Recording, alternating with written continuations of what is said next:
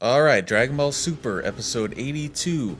Son Goku, Seigi no Senshi Toppo Ran Ryu. Never forgive Son Goku, the warrior of justice, Toppo's Intrusion. So finally, after no episode, we get this episode of Goku fighting Toppo, who challenged him in the last episode. And kind of what I was predicting there was that after fighting for a bit, Toppo would realize that Goku's not actually evil, he just loves to fight. Which definitely wasn't the case, because they left after the fight on not so good of terms. Now, the fight itself was pretty awesome. It was cool, it was epic, Toppo's powers were cool, and I really liked how he focused on the strength of his arms, but still utilized his legs and still had a lot of speed to him. Especially when he did that tornado technique and kind of overwhelmed a Super Saiyan Goku, which is pretty impressive. And I did think it would have been cool to see him do a little more techniques than just that one blast from his fingertips, basically, against Goku's Kamehameha. But it was definitely impressive when he took a Super Saiyan Blue Goku's Kamehameha, point blank, and was still standing there, albeit still a little bit scratched. But they were basically, at least up to that point, equal levels. Now, it wasn't really too much to this episode, it was just that fight.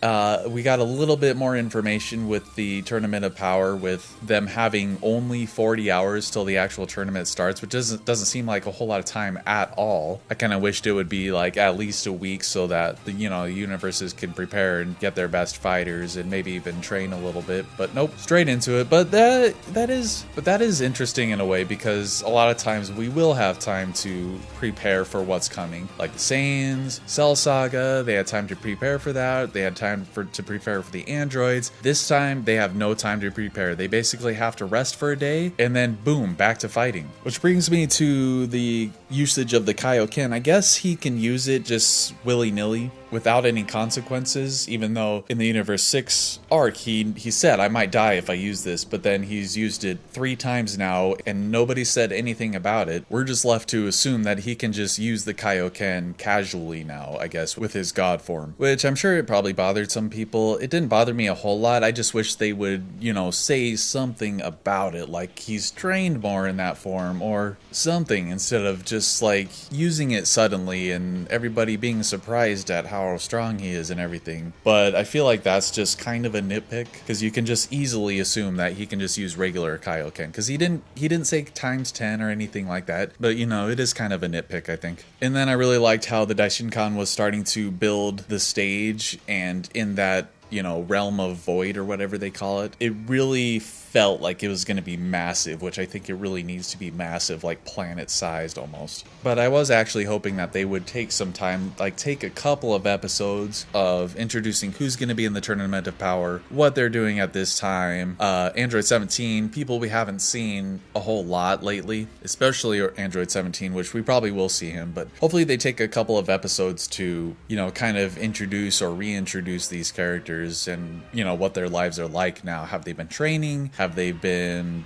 sitting on their asses doing nothing? I hope they go into that more. I haven't read any of the upcoming episode titles, so I don't really know. I don't really like doing that, because I like being at least somewhat surprised, even though thumbnails on YouTube and thumbnails on Twitter kind of spoil it a little bit for me, but it's not like a huge spoil usually. But in terms of the episode overall, I enjoyed it. It was kind of just an average episode, not a whole lot of world building. We got a little bit more information of that 40 hours till the tournament starts stuff. Toppo mentioned that he's not the strongest in his universe, which is intriguing and a little bit worrisome, because Goku and Toppo were basically evenly matched. So how is Goku gonna overcome Jiren, which is the other guy? And I felt like some of the character models, especially in that last part of the episode, were really kind of wonky looking, especially with Beerus. He had a more square jaw than usual. It was kind of funny. The way I've kind of come to think about the art and animation in